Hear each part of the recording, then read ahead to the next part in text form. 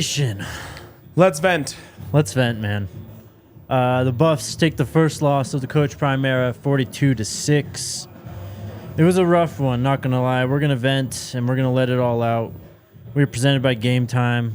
Guys, download the Game Time app. Use that code BUFFS, BUFFS, to get $20 off your first purchase.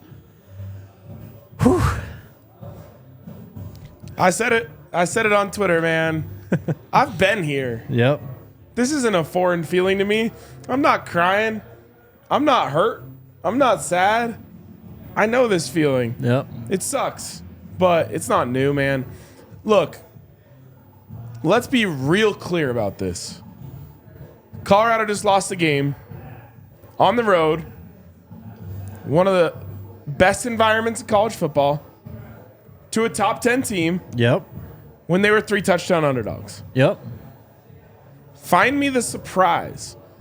Did we think they could win? Yes, of course. I did. I did think they could win. And I was wrong. You were wrong. Yep. We were wrong.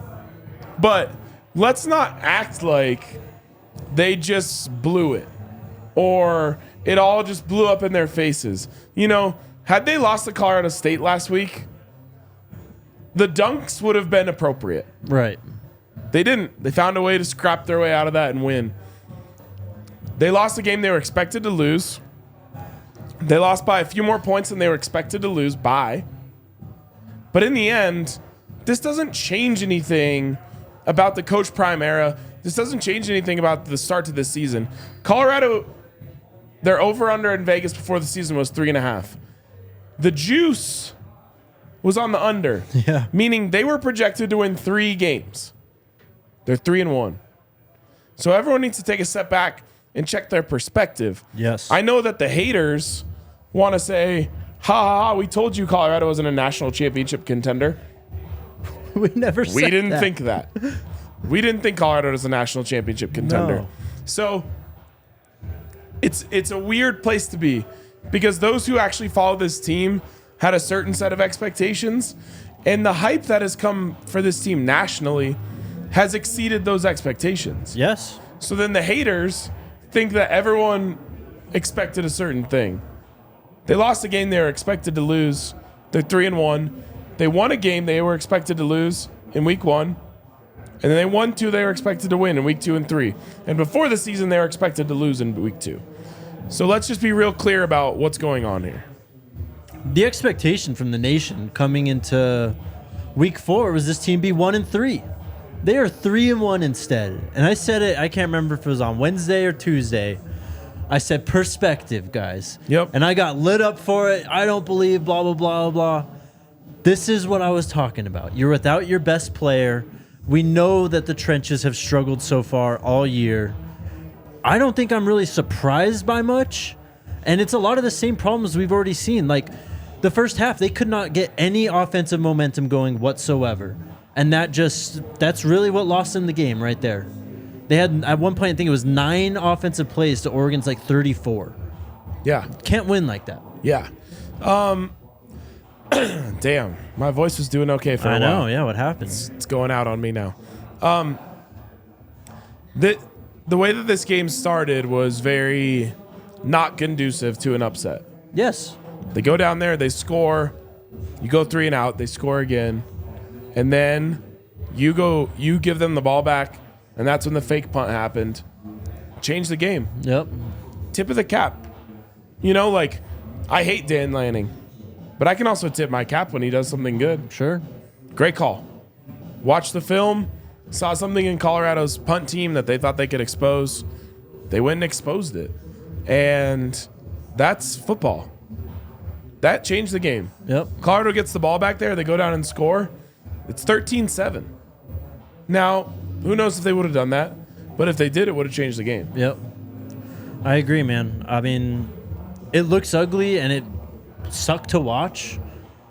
But again, perspective. This is year 1 of what has already been a spectacular turnaround of a 1-11 team. Like, this was week in, week out stuff last year, the result of this game. So the fact that it happened and, you know, you go to one of the toughest places to play in the country and you lose in this manner, It's a building block. Go back to last year. This Oregon team last year got the doors blown off of them in week 1 to Georgia. They bounced back. It's football. It happens. Totally.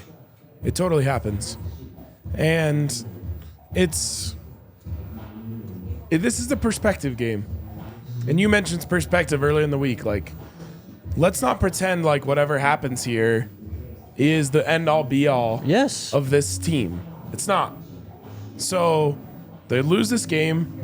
They go back to the drawing board. They have another chance to shock the world next week. But again, they're going to be heavy underdogs. Mm-hmm. We had this team going to a bowl game. That goal is still right in front of them. Absolutely. There's winnable games on your schedule still. Plenty more winnable games. And who knows? This team, we saw what they could do in week 1 against TCU. Who's to say they can't do it again? And today's result doesn't change that. Football's a week-to-week game. And it happens like this sometimes. You're going to have games where you struggle on the road, where you just flat out get beat. And that happened today. I know for a fact, though, that Coach Prime and the Buffs are going to practice their asses off this next week. They're going to try and make sure this doesn't happen again.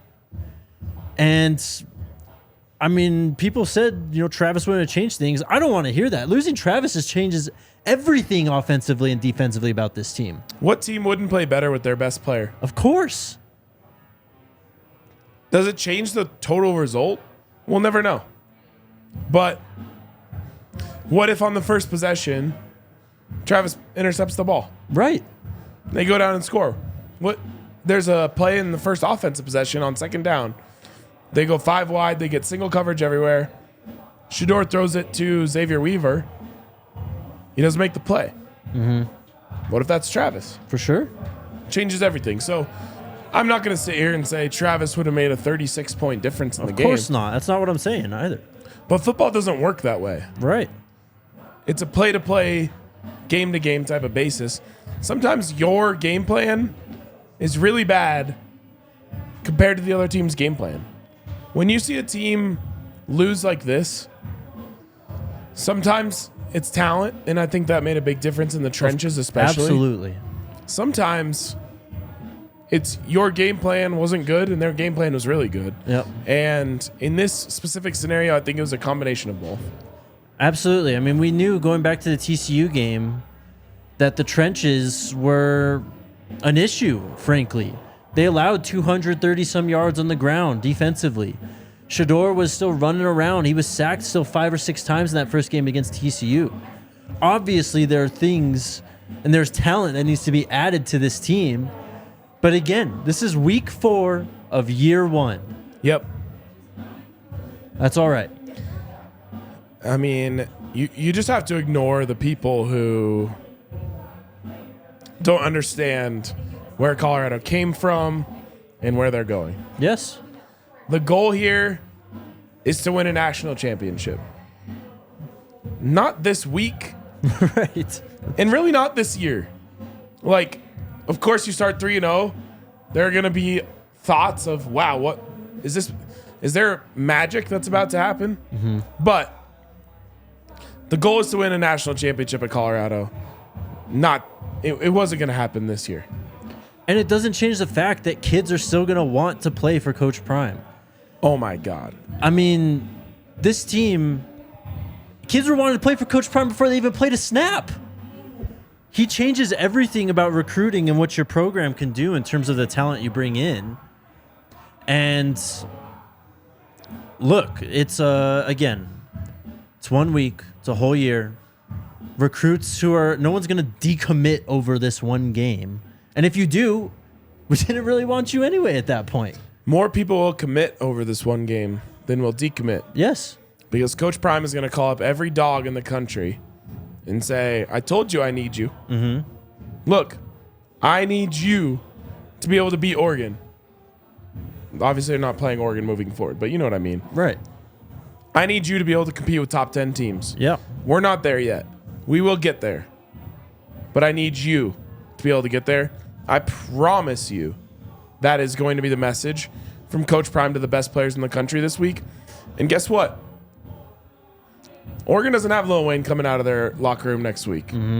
Oregon doesn't have big noon kickoff at their stadium next week. This is still going to be the best place to play in the country if you want exposure, if you want to be surrounded by celebrities, if you want to be a part of a movement that is different than anything else that's ever happened in college football. Yep. And just on recruiting, I mean, people are going to say, oh, the big guys, they're not going to want to come now. They would probably want to come more after this game because now they see there's an immediate need on both trenches, and you can come here and play day one, basically, if you have the talent. Amen. So, perspective, guys. Perspective. All right. A lot of people also are like, Coach Prime train ends today. Tune into ESPN on Monday. Yep. The Buffs are still going to be in the A block. Absolutely. Tune into ESPN on Friday. Tune into College Game Day on Saturday. They're going to be talking about the Buffs. Guaranteed. And the hate was just delayed. Everyone was waiting to jump on Coach Prime and CU after week 1. And they had to wait 4 whole weeks from the season starting. They look like clowns. They really do. Just sitting there sharpening their tools for 4 weeks. Now you think you're getting us? Yeah. 3-1, man. Yep. 3 wins was the projected total. Get over yourselves. I mean, look, they got a tough game with USC coming up next Saturday. After that, you've got 2 very winnable games. At Arizona State, you play Stanford. Then you have a bye against a UCLA team that just put up 7 points against Utah. Oregon State's playing right now. There's chances down on the schedule. And let me just say this. I underestimated Oregon. Good for them. They were much better today than they were against Texas Tech. Their defense was legitimately a huge problem. They made things extremely difficult for Colorado. Yep. Good for them. They didn't do that against Texas Tech. I thought Colorado would be able to take advantage of that. They weren't able to. Nope. They got better. They were well coached. They had a great game plan, and they executed it. So hats off to them. And Texas Tech is in year 1 of a complete, utter rebuild from literally the ashes up. Worst team in college football last year. Yep. A lot of changes coming. Shout out to Snarfs. They hooked us up with lunch today. We got our John Denera peppers. Let's go. Right on the set with the mustache right there. Behind Ralphie there. But man, best sandwiches in the city. In the state. In the state. You can check out Snarf Burgers as well. I'm a big sandwich guy too. Like I love a sandwich. Yeah, might be my favorite type of food. I agree. Than maybe anything smothered in green chili. They have the best sandwiches around. Alyssa's going to show you right here how to use the exclusive code DNVRFANS in the Snarfs app. Just download the app, create an account, go to the More section, click on coupons, enter that code DNVRFANS, and enjoy your free sandwich. If you sign up by September 30th, you're going to get a buy one, get one free 7-inch sub. Shout out to Snarfs, man. Best sandwiches and burgers in the States. And then also shout out to our friends over at Game Time. This episode of the DNVR Buffs podcast is presented by Game Time. Buffs tickets, I mean, tickets don't go back on the market now that they lost. No. Well, if they do, they're going on Game Time. That's true. So head on over to Game Time. Take advantage of the non-believers who are selling their tickets. And you can come to Folsom Field or wherever the Buffs are on the road. See Coach Prime and the Buffs atone for what happened today, basically. Download the Game Time app, create an account, use that code BUFFS for $20 off your first purchase. Terms apply. Again, create an account, redeem code BUFFS, BUFFS for $20 off. Download Game Time today. Last minute tickets, lowest price guaranteed. All right. You want to take us through the game? Let's go through the game then. I mean, it was over pretty quickly. For the 4th game of the row, the Buffs win the toss. They deferred to the second half. Oregon gets the ball. First play of the game is a sack. Cameron Silman-Craig runs Bo Nix out of bounds. Yep. It's a sack. But Oregon's running game just kind of takes over at that point. They march all the way down the field. Noah Whittington scores the touchdown, makes it 7-0.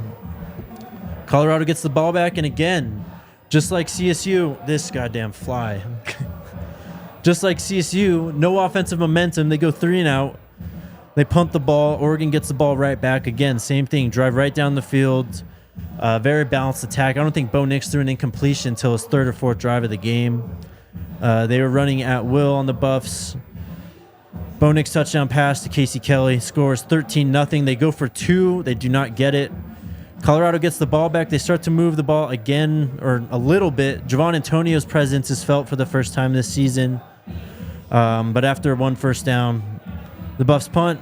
Oregon gets the ball back into the first quarter there. Scores 13-0 at that point, but Oregon's dry. They had a monster drive here. They were backed all the way up. I believe this was a 85, 90-yard drive. Scoring the touchdown pass from Bo Nix to Franklin. Score at this point, 21-0. They get the 2-point conversion. Colorado gets the ball back, 3 and out. Oregon gets the ball back, and this felt like a moment that maybe the tide could turn. Jaquez Robinson gets the interception on second down. The Buffs get the ball back on their own 33. So Felt like this could have changed the momentum. Sure. But the Buffs just couldn't protect Shador enough. He completed some passes, but was sacked twice on that next drive. They end up punting. Oregon gets the ball back. Same thing. Run the ball all the way down the field. Bo Nix, 36 yards out, hits Troy Franklin. It's 28-0 at that point. CU gets the ball back. Shador sacked at least once. Can't manufacture any momentum offensively. Ball back to Oregon. I mean, same song and dance. They run it right down the field. 35-0 at this point by halftime. And that's when it was for sure over. Oh, yeah. That's when it was for sure over. No doubt. I mean, 35-0 is damn near impossible unless you have, like, prime Tom Brady. I don't even think Tom Brady's overcome that. I don't think anyone's overcome that. Yeah. Anyways, Colorado gets the ball back to start the second half. They find some momentum. They pick up a few first downs. Penalties killed CU today as well, man. They end up punting again. Oregon gets the ball back, just run right down the field again. Runs of 16, pass of 29 yards from Bo Nix, and then a 1-yard touchdown run. It's 42-0 at this point. The Buffs are still fighting, and this is something, during our watch-along. A lot of people talking about the Buffs quitting. Shador and all the starters were out there damn near into the fourth quarter, I think. Like, they were out there fighting. Yep. They were. Anyways, CU ends up punting again. Oregon drives down the field. They go for it on a 4th and 5 from Colorado's 5-yard line, which felt like disrespect at that point. Of everything in the whole game, that bothered me. Mm-hmm. That bothered me. I don't know what Dan Lanning's issue is with Coach Prime, but we've often theorized that he was the one who had the anonymous quote from a Pac-12 coach. Treated us like shit. He was real shitty to us when he came on our show at Pac-12 Media Days. And then he had the quote before the game. They play for clicks, we play for wins. Brother, you are the head coach of Oregon, one of the flashiest teams in the entire country. They're putting up goddamn billboards in New York City for Bo Nix. Also, you're saying that in a room full of cameras. Yes. Like he didn't know that that's what he was doing. My whole thing is they're 3-0 when he said that. They're playing for wins too, my guy. Yep. Either way, he clearly has an issue with Coach Prime. And it came out in that moment. If you don't like it, stop it. They did. Yep. So they stopped him. Because I know that's what the haters will say. If you don't like it, stop it. Well, they did. Right. They stopped him. They got the ball back. Good for them. But I thought that was a disrespectful moment and a moment that crossed the line in terms of the code that exists between fellow head coaches. Of course. CU gets the ball back after Oregon fails on 4th and 5. They kind of manufacture a drive here. Third quarter ends at that point. They get all the way down, or they crossed midfield. They were actually on the Oregon 45. Then just penalties again. False start pushes them back. They have to punt shortly after. Oregon gets the ball back. They drive it down the field. Actually, they don't drive it down the field. They only pick up about 30-some yards. They end up punting for their first punt of the game. Colorado gets the ball back, and we see Alton McCaskill on the field for CU for the first time. Nice to see. It's clear that Coach Prime didn't think he was fully ready to start the game today, which is fine. We're going to trust Coach Prime and the trainers when it comes to this. Yep. They didn't think he was ready to go quite yet. They did think that he was ready to go get some carries at the end of the game. So he did shake the rust off a little bit, and hopefully ready to be a full go next week. I'll get to his stats at the end of this, but this drive that Alton came in, Colorado ended up scoring on. Shador Sanders finds Michael Harrison 6 yards out on a well-designed play. They get on the board, extra points blocked, and then that's basically the end of the game. Yep. They got beat. They did. Got beat good, and it means nothing towards the greater mission. Box score, Shador Sanders, 23 of 33, 159 yards, 1 touchdown. Anthony Hankerson's your leading rusher in this game. Only 5 attempts, but 31 yards. Yikes. Dylan Edwards, 3 attempts for 21 yards. Alton McCaskill had 5 attempts for 17. Even Syvion, his 1 carry went off for 7 yards. Zay Weaver did get hurt at one point towards the end of the game. Limped off the field. He still had 9 receptions for 75 yards, was targeted 14 times. He's obviously the guy now that Travis is out. Javon Antonio, though. Some moments. 3 receptions for 42 yards in his first game action at CU. Bo Nix was 28 of 33, 276 yards, 3 touchdowns. His first turnover of the year. As a team, Oregon ran for 240 yards. That is now We talked about the fake punt, by the way. Yeah, that is the 3rd game this season. CU has let up 200-plus yards on the ground. Look, I think it's time we talk a little bit more about the run game.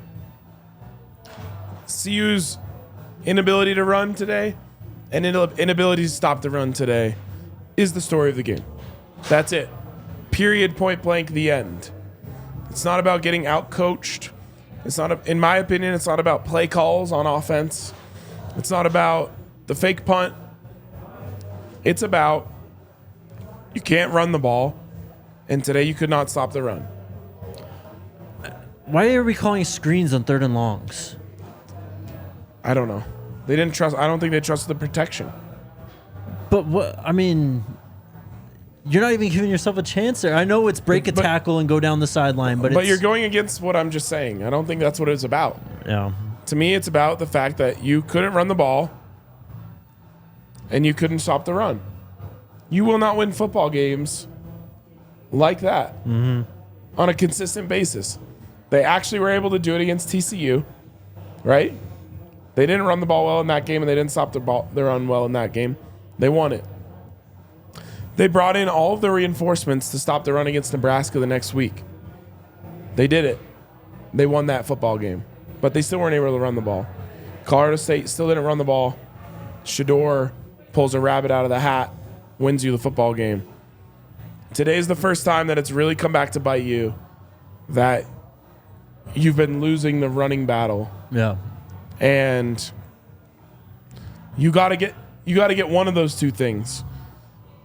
I know Coach Prime said this week, and I agreed with him, you don't just run the ball just to run it. And they never got anything going today, so you can't force it, especially when you're down that quick. But you got to have the other side then. You got to be able to stop the run. I don't think they have the personnel to be dominant running the ball, though. They don't. They don't have enough tight ends to get into 12 or 13 personnel and just get extra bodies on the offensive line. Obviously, the offensive line has been struggling. Shador was sacked 2, 3, 4, 5.5, 6.5, 7 times today. You can't win with that. No, but you can't protect if the defense knows what you're doing. Right. And so it's a one-dimensional offense at this point, and Shador is fucking amazing. But he can't overcome that level of pressure. Yep.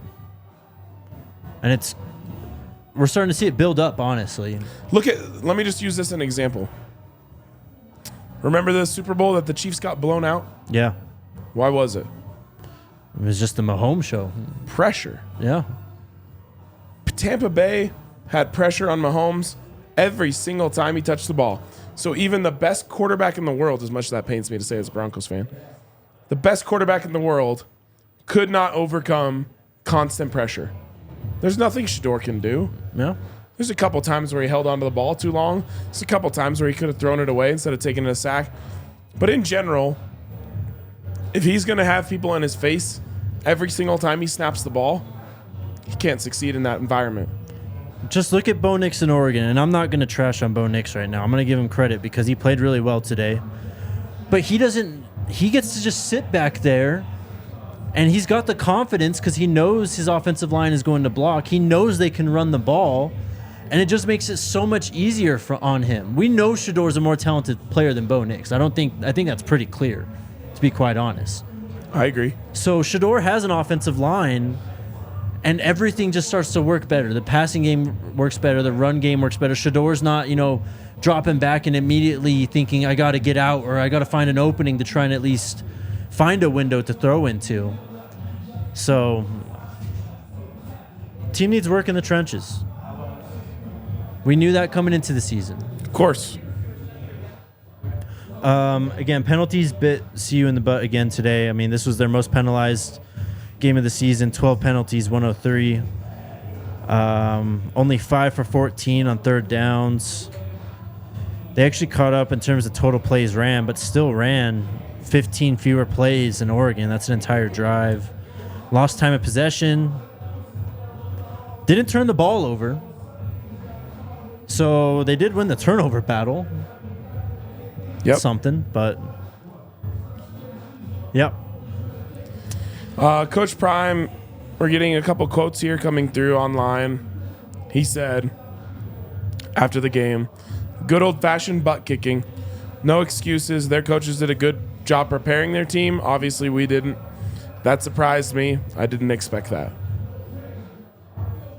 He says it as it is, man. Yeah, as always. Of course. Has been doing it since the day he became Prime Time. Yep. Before he became Coach Prime.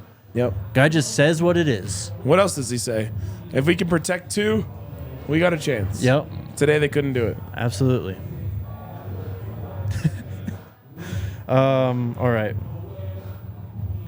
Shout out to our friends. Also, for just so you guys know, Uncle Neely is planning on joining.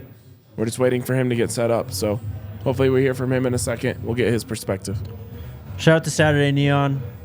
The spirit of the Buffs a little down today, but you guys know we still believe over here.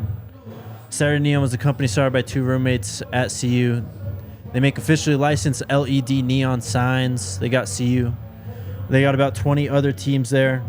Great for offices, man caves, dorm rooms, basements, podcast sets, all of the above.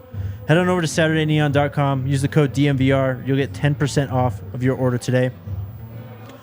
And free shipping on orders over $200. Then also shout out to DraftKings Sportsbook. I mean, football season's in full swing. Get in on the fun with DraftKings Sportsbook. Still have a bunch of great games going tonight. And we have a full NFL slate tomorrow. If you want to get in on the action, head on over to DraftKings Sportsbook. And right now, new signups can take advantage of their offer. I think it's $200 in bonus bets when you use the code DMVR. So yeah, just bet $5 and you get $200 instantly. Download the DraftKings Sportsbook app now. Sign up with code DMVR. Bet $5. Turn that into $200 in bonus bets. Only on DraftKings Sportsbook, an official sports betting partner of the NFL with code DMVR. The crown is yours. If you have a gambling problem, call 1-800-GAMBLER. Visit www.1800gambler.net. In New York, call 877-8-HOPE-NY or text HOPE-NY 467-369. In Connecticut, help is available for problem gambling. Call 888-789-7777 or visit ccpg.org. Please play responsibly on behalf of Boot Hill Casino and Resort in Kansas. Licensee partner Golden Nugget Lake Charles in Louisiana. 21 plus, age varies by jurisdiction, void in Ontario. See sportsbook.draftkings.com/football terms for eligibility terms and responsible gambling resources. Bonus bets expire 7 days after issuance. Eligibility and deposit restrictions apply. Coach Prime had some bangers after the game. Oh, you got those? Yeah, hopefully we'll see a little more. Maybe, I'm not sure if Neely was there. I'm sure he was. So we'll talk to him a little bit more. But from David Ubin of The Athletic, he said, Deion Sanders said if teams are going to get Colorado, time is not now. Said teams better get their shots in now, which is what I've been saying all day. Damn right. Haters, go for it. Yep. You know that we're ahead of schedule. Yeah. But you're going to ignore that part. Of course. Try and get your swings in now. Do it while you can. Because there's not going to be a lot of opportunities to do so. And some of the hate is just disgusting, honestly, on Twitter. Oh, It's flat dude. out racism. I was just going to say, like, one of the easiest things about being a Colorado fan right now is you get to be on the opposite side of racists. Yeah. Like, we've always loved Colorado, but I love that now we get to be a fan of Colorado and on the opposing side of racists. It's gross, man. I mean, people were preying on this moment, couldn't wait. And it's a pretty common thread that links a lot of these people that talk shit. And The amount of like dog whistle terms that are Yes, coming out about exactly. this team is just disgusting. So, honestly, fuck all of you. straight up, fuck them, man. And yeah, go ahead and get your shots in now. For sure. We'll see what happens down the road here. Cormani McLean got his first little bit of game time in. Look, Cormani, I'm in full belief of Coach Prime and the decisions that he wants to make with his personnel. But I'll say this. Last defensive play of the game, Cormani McLean is flying in the backfield to make a tackle. Mm-hmm. I don't think that will go lost on the eyes of Coach Prime. Maybe that's the play that earns him a little bit of trust. I think that's what he's kind of needed, man. Yeah. And I understand Coach Prime's stance on practice and playing players. He wants them to be ready. He wants them to show up in practice. But 5 stars are 5 stars. They got talent. And sometimes they just need a taste of game action to really get the gears going and really get locked into what it means to be a teammate and what it means to actually contribute to this team. He showed he can play on the field. I know it was Oregon's backups. That wasn't a player that was, you know, what's the word? I guess outshined by the moment or whatever. You know what I mean? Yeah. He was ready, and they need corners. They do. They do. And like you said, some guys just need a little kickstart. Cormani got a chance to go out there and play today. Hopefully that taste that he got is enough to kick him into a next gear at practice Yes. so that he can earn the trust from his coaching staff that he's ready to go out there and play. It was not lost on me that he made that level of play on the last defensive play of the game. Yes. That was all out effort and a nice play on top of it. So, it's just hopefully that's, you know, the lawnmower getting started and the motor gets going from there. He's a young player, man. Sometimes young players just need a little taste of it like that. And Yep. they're off. Yep. Are we ready to bring Unk in? Okay. Okay, we'll give him a minute. We'll get Unk here in a second. And then go ahead. No, you go ahead. I was just saying, just on Alton McCaskill, I mean, he looked like a guy who could play. Yeah, of course. He's clearly ready. He clearly has the ability. I think this is obviously just the start of us seeing number 22 running out of the backfield. Definitely. And I think you'll see him more next week. Travis J was mentioned, obviously a little rusty when he got out there today. Yeah. I thought I envisioned him playing safety, so I was a little surprised to see him at corner. Yeah. But a lot of, versatile pieces in the secondary. Didn't look like he was quite ready to cover Franklin, which most people aren't. Franklin's nice. He's very good. And this is another thing. Like, I mean, if Travis is out there, he's covering Troy Franklin almost every play. He went off for 8 receptions, 126 yards, and 2 touchdowns. I'm sorry. That does not happen against Travis Hunter. No. There's no way. No. Of course not. All right. Let's see what Unk has to say. What's up, Unk? Yeah, I got it. Yo. Where you at right now? I made it back to the room. Can you hear me? I'm good. You're pretty frozen. Nick, can you tell him to turn down Oh, well. Hey, we tried. Let's see if we can circle back with Unk. He's pretty frozen right now. He is. Well, just on other players coming back. Javon Antonio showed he could play today. Yep. Talk about a guy playing with some fire, carrying some multiple defenders down the field late in the game. That's what guys did not quit. I'm sorry. Just watch how they played in the second half. I know the score was brutal, but they were out there trying to play and give their hearts. Jaquez, of course, had the interception, so we got some of those reinforcements coming in, and they showed that they're able to contribute to this team. And we'll get more down the line. Omari and Miller got in the game late too. And speaking of Omarians, Cooper, man. I thought was the bright spot. Player of the game. Player of the game. He fought his ass off in this game, and I was really impressed with his level of play. Yeah, I agree. It just shows. You have him and Travis. That's a fantastic cornerback duo. Yep. Who knows? Cormani gets in the fold, and now you have Jaquez and Travis J in the folds. The secondary is going to be much better moving forward. Man, I feel bad for Travis. You know that watching that game was hard for him. Yeah. And he was taken out of the game by a cheap shot, and it's just such a shame because Really I just know he was sitting there today just wishing that he could be out there helping his guys. We saw we were lucky enough to have Tyler Brown on the first half of the post game, watch along, and you saw how much it hurt him. Yeah. Not being able to be out there with his guys because he felt like he could help. Yep. Same thing has to be true for Travis. Of course, man. It's just a tough situation right now. Obviously, the team, we let off with it. The team's being tested depth-wise already, and it's week 4. Yep. Travis is going to be back at some point. And it doesn't probably erase whatever the deficit was, 36 points. But it's definitely not as bad if Travis Hunter's out there on either side of the ball, honestly.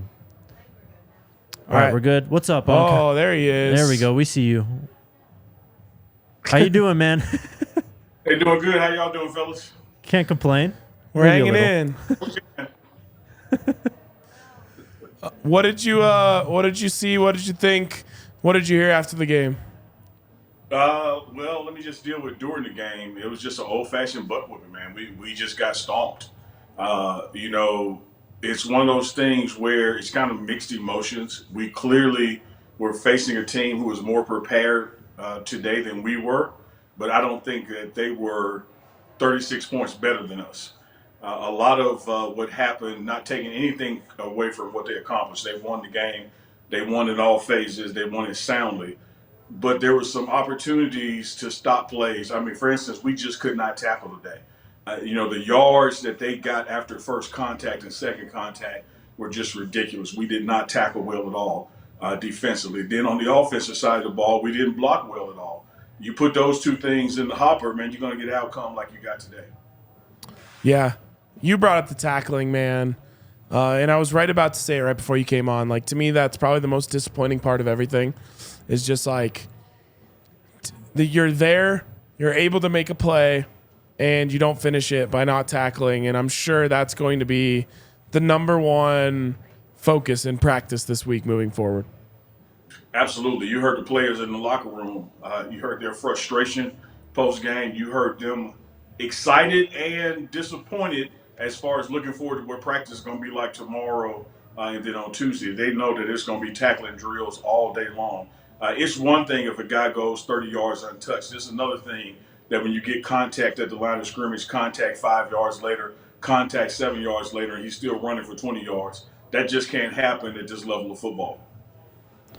Unc, what was Coach Prime's message at halftime? They were down 35-0. What was he saying to try and rally the troops?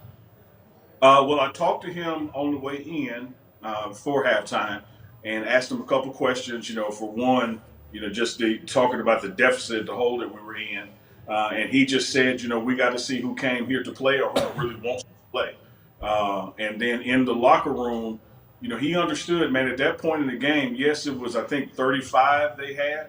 But just like they scored that many, we would have the same time in 2 quarters to do the same thing. So he challenged the team, hey, man, come out, don't give up, keep playing. We need to come out, score, we get the ball first, and we need to stop them. So he told the offense, hey, we got to go. We got to do what we can do because we're much better than what we put out there the first half. And he told the defense, take it one play at a time.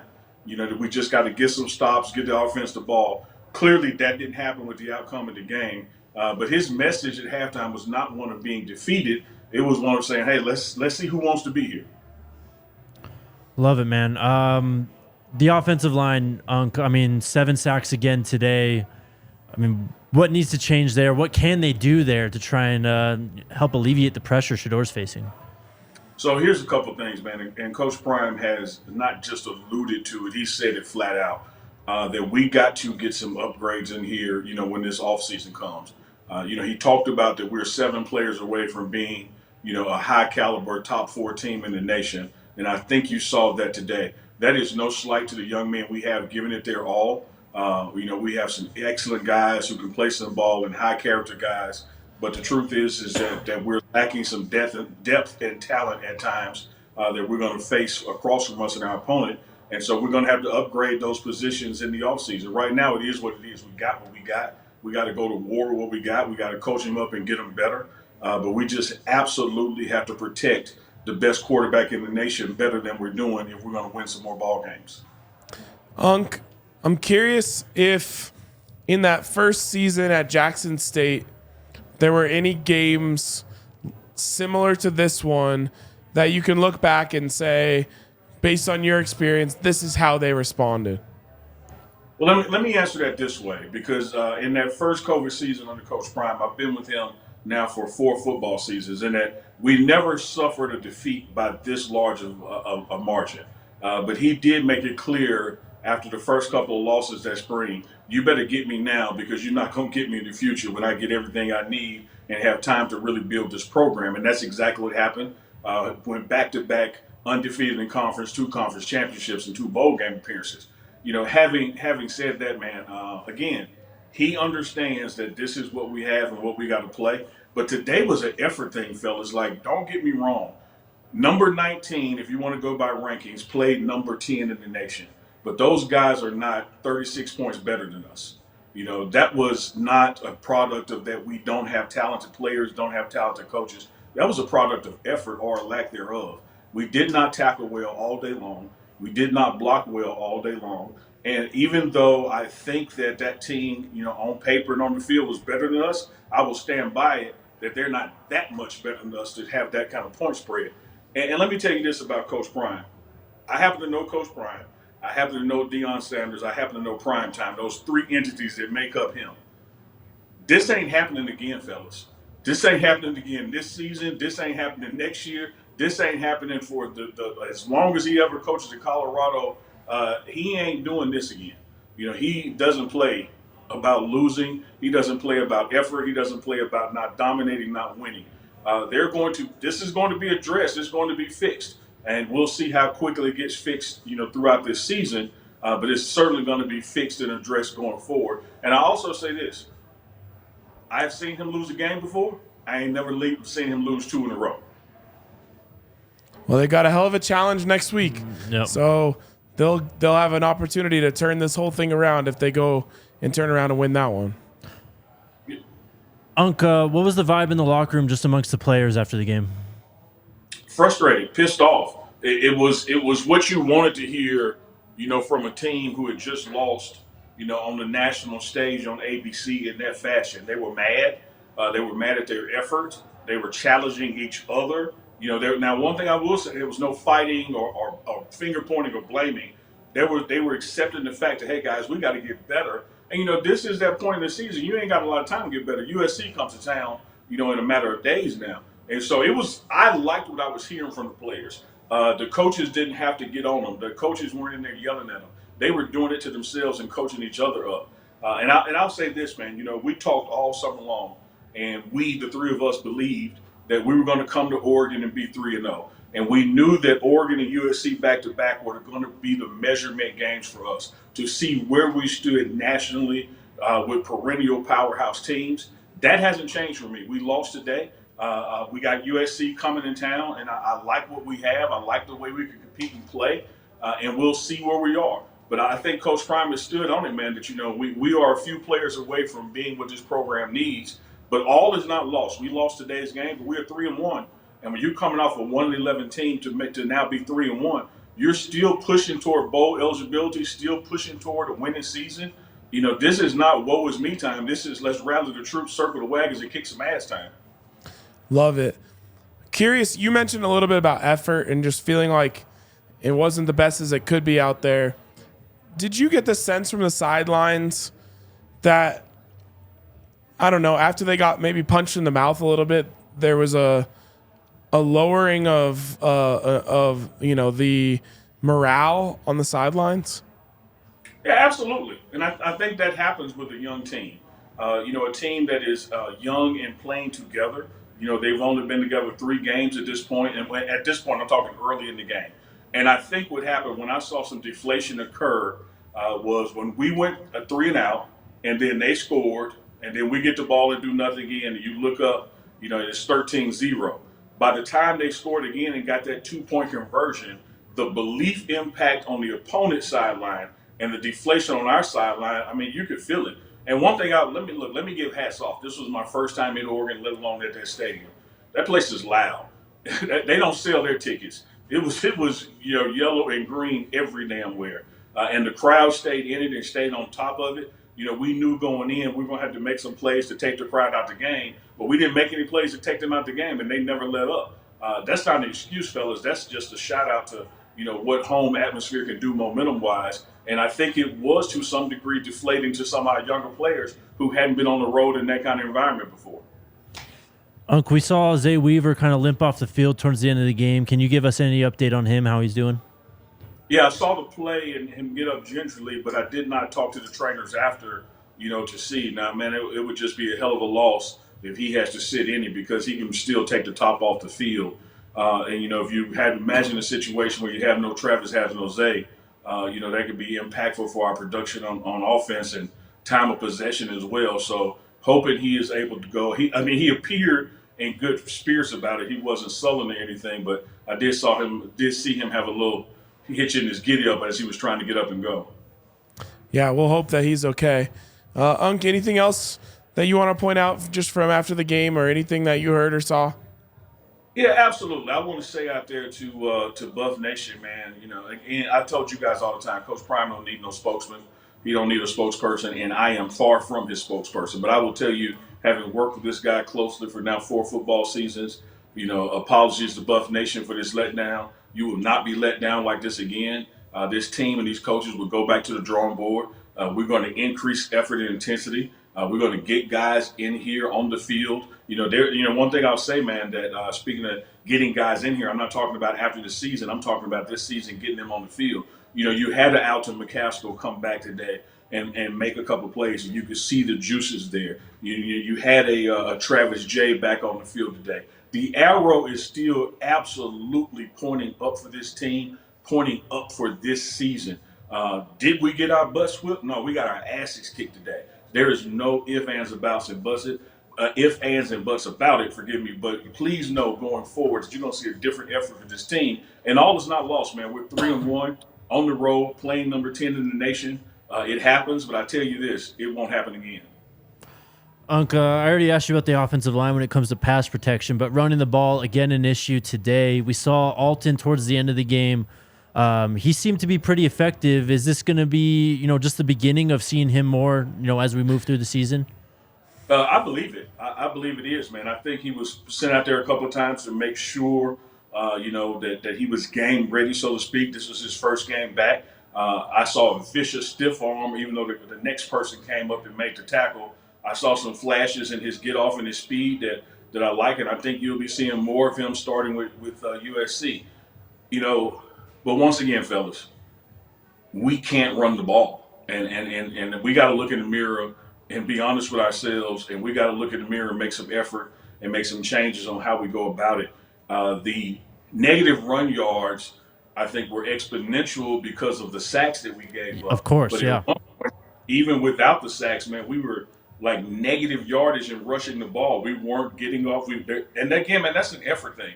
We got great backs. We got to get the line to block, and we got to get our backs to hit the hole with some violence because this team is too talented to at any point have negative rushing yards. Yeah. All right, Unc. We appreciate you, man. I think we're going to kind of take super chats and get out of here pretty soon. You're free to hang around or head off. It's up to you.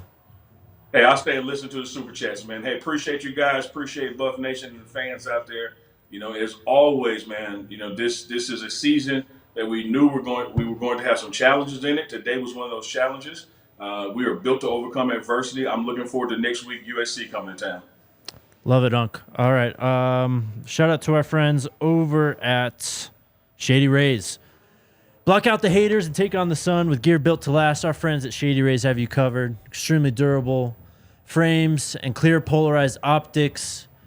They've got hundreds and hundreds of combinations, guys. Make sure you go check them out over at the Park Meadows Mall or go online to shadyrays.com.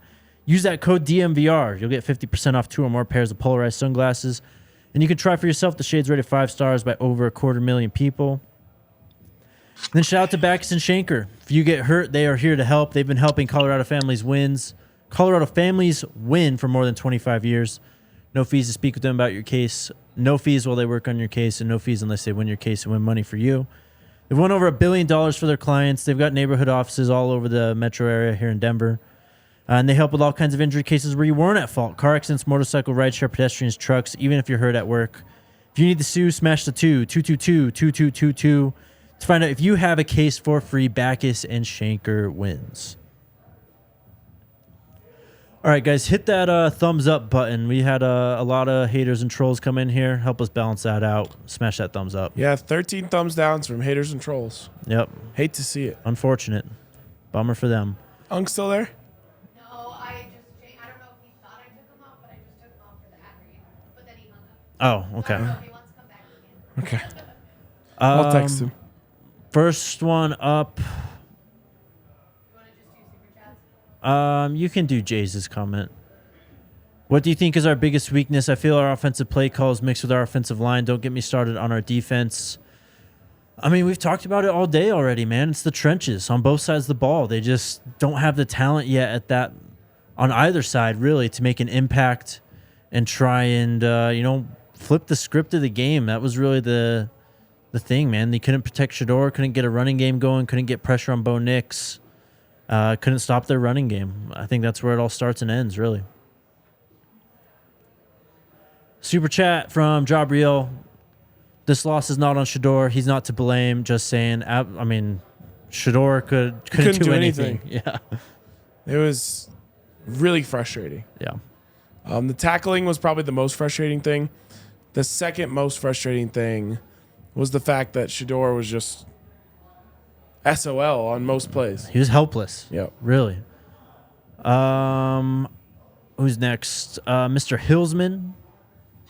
Been saying since Nebraska, Lewis needs to call better plays. Lewis ain't mixing it up enough. Where were the plays at the end, in the beginning? I mean, Oregon was playing off coverage. They had backups in. I wouldn't look at the last drive of the game and try and apply that to Sean Lewis's play calling universally. I mean, he's kind of got his hands tied too at this offensive line. They can't really run play action because they can't run the ball, and they probably can't protect them play action and give Shador, the 3-4 seconds he needs to do the play action, make the drop back, and get the throw off. So he's in a bit of a tough situation right now himself. I don't know if you have anything on that. What was the question? Just Sean Lewis needs to be better is basically what it was. I saw someone say, both coordinators are trash. We can't do this. No. Can't do this thing where one day it's the best coaching staff in the nation. Yep. And then they lose a game and the coordinators are trash. That's not the way football works. Calling plays seems a lot easier from our position. Of course it does. Than it ever is. Yep. And I said it early in the game. What did I say? The second drive? I said, look, they can't run the ball. Oregon's taking away the short stuff. And they can't protect Shador long enough for him to go long. Yep. What do you want Sean Lewis to call? Yep. Screens? Yep. He tried. Those weren't working either. Yep. Because they're pressed up. So when you can't run the ball, it makes your life really difficult as an offensive coordinator when you are also at a talent discrepancy in the trenches. 100%. Who's next? ZL Stoney. Please don't cuss Pastor out next week. I want to beat USC. Ryan's already been forgiven and has atoned. I'm sorry. He is still sorry, too. You can blame me if you want. if that makes anyone feel better. Sure. It's my fault.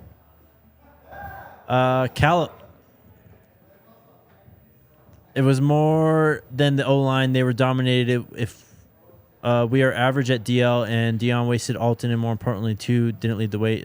No. One, Alton wasn't wasted today. I think, honestly, these were valuable reps for Alton today. He got to get a taste of game action. He doesn't get hurt. He has some of that confidence of knowing what he can do. We saw him kind of bounce some runs and get downfield beyond the line of scrimmage, beyond the defensive front. And then Shador I don't know what you want Shador to do today. There's nothing anyone could do today. Yeah. They're getting pushed around. Yeah. There's no leadership. There's no speech. There's no thing that Shador can say on the sidelines that's going to save you from that. They couldn't protect. They couldn't run the ball. They couldn't stop the run. You're going to get your ass beat. Yeah.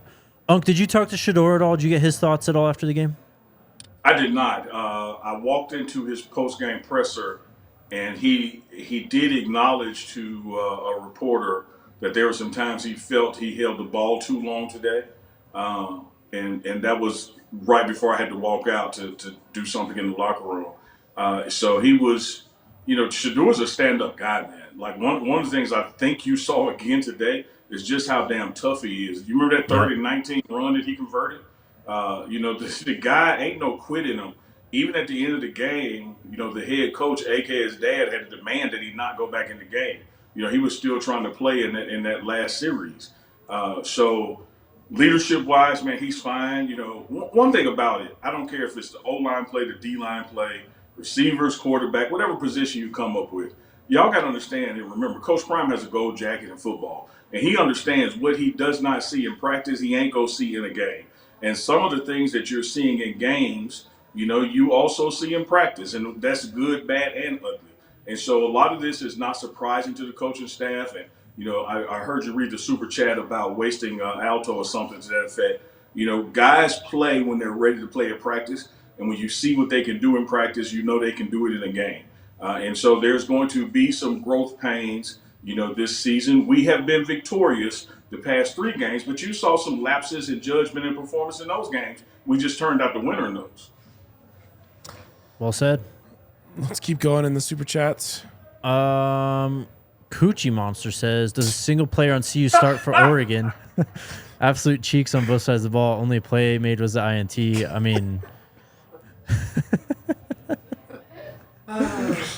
Come on, man. What are we talking about here? Does a single player on CU start for Oregon? Yeah. This is ridiculous. Let me start with the quarterback. Or the best player who didn't play today. Travis Hunter. Or, I don't know, Omarion Cooper is pretty good today, wouldn't you say? Yep. Yeah. Zay is one of the best receivers in the country. You tell me Oregon couldn't use that? Yeah. Let's not get crazy. Yeah. Jays, you might be able to give us some more insight here as well, Unk. How do you feel about Jimmy dropping the ball? It is a problem. Y'all need to lay easy on Jimmy, man. It's not even a matter of laying easy. It's almost just STFU. Receivers drop passes. No receiver in the world is 100%. Even the great Jerry Rice drop passes. Jimmy Horn Jr. is a stud. He's a dog. He is a value to this team. He is an asset to this team.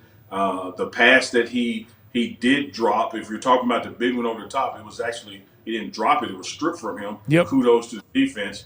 He did have one that he missed that he had to lay out for to get. Come on, man. I accept that from Jimmy Horn because the plays I see him make at practice, he also makes in games. Yeah. I'll expand on it because you brought up his name. Jerry Rice led the NFL in drops his rookie season. So drops happen from good receivers. And he didn't drop the ball today. He had a nice play made by the defense, ripping the ball out of his hands. The other one, he slipped. He came out of his break. He slipped. He was falling down. He reached up for the ball. He didn't get it. But, you never want to see guys drop passes. But Jimmy Horn's a playmaker, man. This is a guy who had the game-winning touchdown last week. He had a massive catch against TCU. So I don't think Jays was saying, bench Jimmy or anything crazy like that. No, of course not. I'll defend Jays because he's a real one. But, no, it's not a problem in terms of, something that other than you just get in the, you get out there, you get on the jugs machine, and you work on it a little bit. He has good hands. I know that. Yes. Jimmy dropped the ball and the score was like 35-0. RK, you touched on something on that slip, if you want to call that a drop on his behalf. It's his pure damn athleticism that's making us think it was a drop, because no other receiver in the world even got their hands on the ball the way he contorted his body and twisted back to even try to catch it.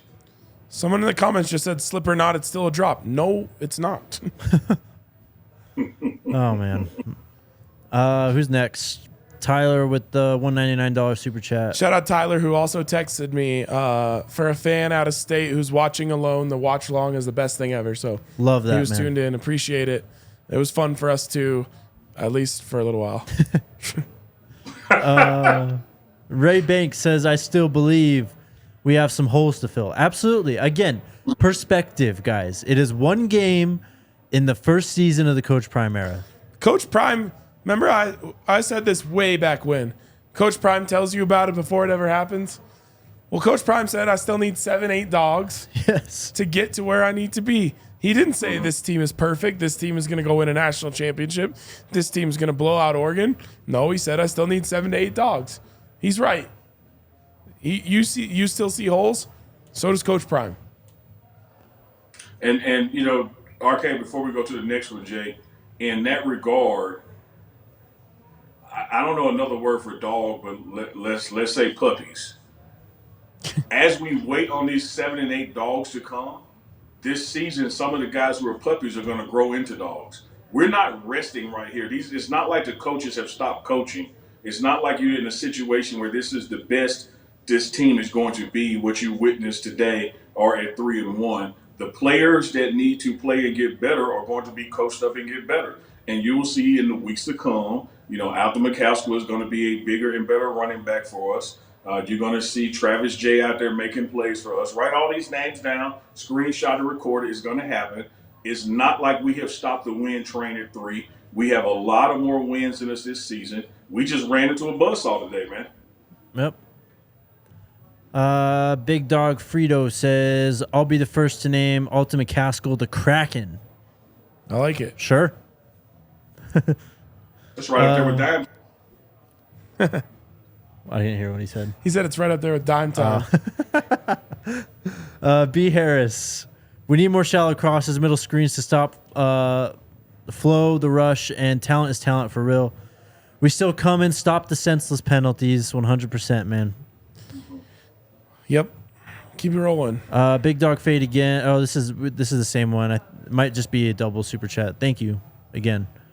Lane Train all the way says, cut the cameras. Okay. Cool. Yeah, if you think, no, it's fine. You think it's over? Cut the cameras, it's over. Just watch. You're still going to watch anyway. Because guess what? Cameras aren't going anywhere.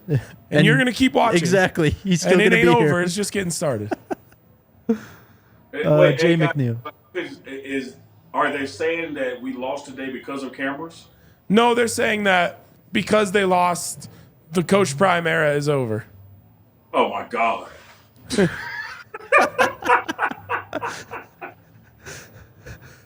McNeil says. What I thought they were saying was ridiculous. What they were actually saying is more ridiculous. Yep. There's a lot of that out there today of, oh, it's over now. End the hype train. The Coach Prime hype train is over. It's like, guess what? Big Noon's coming to Boulder next week. Yep. Cameras are still coming. And last I checked, Dunk, you're not gonna, give up recording videos and stuff after this, right? Man, absolutely not. One thing I absolutely love about Coach Prime, Deion Sanders, is, man, he will show you the good, bad, and the ugly. Like, he ain't gonna walking off the field today. There was a lot of coaches who would not have stopped and talked to me. He still stopped and talked. It was 35-0. Like, he ain't built that way, man. Like, this is, if anything, you're gonna see more inside stuff on how this team turns around and improves. This is not going to be where you go into turtle mode. This guy does not mind the scrutiny. He doesn't mind the questioning. He doesn't mind the challenging. And he knows that's going to make his team better as well. So if we get interviews with Shador when he's leading the nation, you're going to get interviews with Shador when he got sacked 8 times. Nothing changes. 100%. Let me just say this. Shout out to our sponsor, Game Time. If people are going to get low on the Buffs all of a sudden, yep, head over to Game Time because the games are sold out. So maybe you can sneak in and buy a ticket at a cheaper price while people, say the stock is going down. And use promo code Buffs while you're at it. That's a great point, RK. Great point. Jay McNeil, I mean, what took us out today was what we've been talking about since TCU. It'll work out in the end. It's just one game. Great perspective. Yeah. Appreciate you, Jay. Yep. Absolutely. SMY, smooth seas do not make skilled sailors. Great comment. Love it. Thank you, SMY. The Baxter family baller says, what do you think will be the game plan against UFC's offense and defensively? How do the Buffs win? Got to get pressure. Got to make turnovers, man. You know what? You're absolutely right, Jake. You are absolutely right. And let me throw a log on that fire. We got a damn tackle. Yep. Got to protect Shador. If you and Jake, I know you're going to do this because you're the stat guru, and you really deep dive into film, and you're very talented at what you do in that regard specifically. Watch how many plays that had excessive yardage after first contact that also extended drives, and they scored on those drives. Yep. And then if you reverse engineer and see what would happen had the tackle been made even at second contact, we would have been getting off the field on third down instead of extending drives that they ultimately scored on. Don't get me wrong, offensive line played horrible today, but Shador's been sacked multiple times before and we won. Tackling killed us today. Something as fundamental as 8th grade football, it was all down to tackling. I mean, look at the 4th and 2 early in the game. I'm not trying to throw him under the bus, but Cam Sillman-Craig was in position to make a tackle behind the line of scrimmage and immediately give the ball back to the Buffs, and here we go down the other way. But tackle's not made. The guy gets past the marker. Drive continues. Oregon scores. Yep. I can't wait to watch the film breakdown on it, man. I'm telling you, it was extended drive after extended drive. I can't tell you how many times I heard that announcer say, 7 plays, 76 yards, touchdown. And we were in position on third down. We made the play. We got the guy. We made contact, short of the marker. We just didn't bring him down. Yep. All right, just a handful more here. Jay-Z says, Dan Lanning doesn't have any class. I don't think you're going to get any pushback from this panel. I'm not a fan. I'm pissed that we don't get to play him again. ZL Stoney says, in Coach Prime we trust 100%. We believe. Absolutely. And if you don't, something's wrong with you. Yep. Hey, hey man, if you don't, let's just say you're a non-believer. One thing you can believe in is math. Like I told you guys before, haven't seen this guy drop back-to-back games. And I know we got USC coming. I get that. And I know they're number 5. I get that. Haven't seen him drop back-to-back games ever. And if you look at his college coaching record, including here in Jackson State, he is a guy that you better bet on every time because he exponentially, astronomically wins way more than he loses. Absolutely. Yep. Amen. I mean, no one has ever in their life bet against Deion Sanders consistently and won. Yep. You will always lose if you try to bet against Deion Sanders. He always gets. You might get him one time, like this week, but on the whole, you are going to lose betting against Coach Prime Deion Sanders. Absolutely. I don't know by how much, but this time next year, Apple stock will be higher than it is right now. And it happened last year, and the year before that, and the year before that, and the year before that. Deion Sanders is Apple. It ain't $1 trillion valuation for nothing. It's going up. Also, Alyssa, you can put up the one that said it was my fault. I got rid of it. I don't know where it went. By the way, I heard that one when I was logging on. Man, whoever originated that we lost this game and this badly because you cussed at a pastor, we need that on a shirt. You guys love making shirts at DWR. Here it is right here. In the S-bomb at a pastor. It's Josh S. Josh said, I think we had a chance till RK talked to the pastor. I'm sorry. You can put it on, honestly, put it on me. That's fine. I can handle it. And on the real, I'm going to find Pastor Smith this week, and I'm going to apologize to him and hopefully clear the air of any of the bad juju that you guys think I caused. Hey, speaking of juju, he can play. He can play for sure. He can play.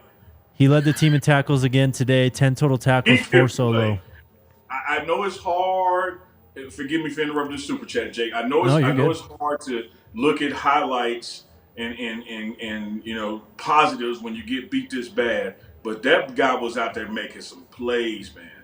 He in this another example of how over the long haul this defense is going to get better and there by this team because you got guys like Juju. For sure. And guys like Juju are going to keep coming to see you. Remember, I don't even think he's been here a month yet. So that's going to keep happening no matter what happens the rest of the season. Players want to play for Coach Prime. Yep. P says, shouldn't we have run more plays that have Shedeur throwing quicker? Even Oregon was doing that, winning next week, he says. Oregon was sitting on that stuff. That's what I was trying to explain early. Oregon's plan was to take away the short stuff and then rush the passer. Yep. And they executed that to perfection. RK, here's the problem. You're too smart. you made your intelligence made that so simple that it's actually going to confuse people. Thank you. So let me try to dumb it down because your answer was so brilliant. Hey guys, when we measure the 40 time and a guy runs a 4.3, which is hella fast, that means it's going to take him anywhere from 4.5 to even almost 5 seconds to get 40 yards downfield. If the quarterback drops back and his line doesn't block for at least 3.5 seconds, how the hell can he throw the deep ball? And so if the linebacker sitting on the underneath routes where he has no checkdowns, a sack happens. Yep. Great. I mean, you simplified it. Yep. And that's the point is Oregon said, we're not going to give him 3.5 seconds. So get those corners and those linebackers and those safeties up near the line. Don't let him get the ball out of his hands quickly and trust your defensive line to get there before those offensive players get behind you. And they did it. Yep. Super chat from Ajalon, Michael Sarate. Thank you, sir. 500 somethings. I don't know what that is. I don't know what that is, but thank you. Baxter Family Ballers is back again. How does Prime get the team prepared this week? I mean, it's just back to business, man. They'll prepare harder than they have all season, that's for sure. Yep. Ain't no doubt about it. I've seen Coach Prime take a loss before. They're going to meet tomorrow. There's still going to be a practice tomorrow for those players who had 60% or less than the snaps. They'll practice. Anyone with 60% or greater has kind of a walkthrough practice. But that team speech tomorrow is going to address this loss and address how we move on. And then when it goes out to practice and then Tuesday for the first padded practice, man, it's USC time. Tuesday morning is going to be the scouting report on USC, and we're turning the page. This happened. You can't make it unhappen. You can't unring a bell. You can't put toothpaste back in the tube. You got to move forward. So Coach Prime is going to move forward and get these guys ready to play USC. Allie just texted me. She said, I need it to be made clear you did not curse at a pastor. You cursed while talking to a pastor. Yes. She said, or else my grandma will be not happy. Right. So save That was a me great point. from exactly. Abuela and make sure that point is clear out there. You did not say, hey, Pastor Edewey Smith, shit on you. That would have been cussing at him. You just used the word shit in a sentence while he was talking. Thank you. And you used it in a positive way.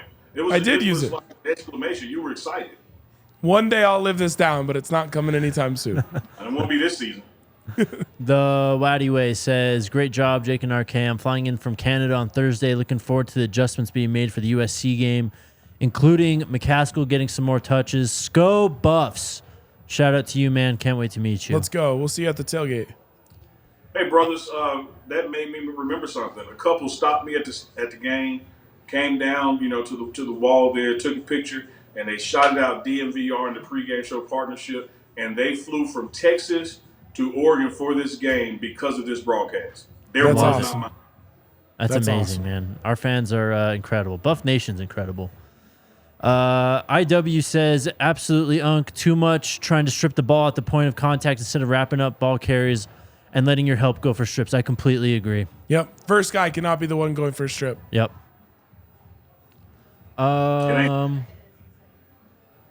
Waddy Way again. And he says, and thank you, Uncle Neely, Sko Buffs. Let's go. Got all his bases covered there.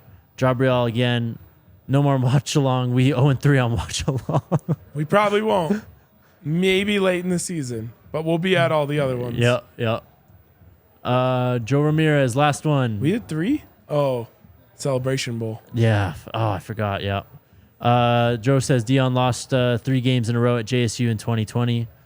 I don't really remember 2020 JSU, so I don't know. I can't remember. That's Either all way. you want. He's talking about the COVID season. Come on, man. Yeah. All right. There's always one guy. Of course. All right. We made it through. We made it through. Man, I appreciate all of you guys for riding with us. For real. I think you can tell from the tone, from Jake, from myself, from Unk, like, this did not kill anything. No. This was a step in the process. And we've always known that this team was not perfect, that there was things that needed to improve. They were, Shador pulled a rabbit out of a hat and saved them last week. This team is not perfect. There's a long way to go to get to the goal. The goal is win a national championship. That is. There's a long way to go to get there. But a lot of their goals are right in front of them this season. They are 3-1. Like I said, you can tell from the way that we're talking. This isn't some big step back. This isn't some surprise. This isn't some nail in the coffin. This is a step in the process. Yep. All right. We're going to get out of here. Unc, if you want to hang on, we'll talk to you after we end the show here. But shout out to you guys, Buff Nation. Really appreciate y'all. Thank you for tuning in for the watch along. Thank you for tuning into this show, and we'll be back on Tuesday. Sko Buffs? Sko Buffs. Go Buffs!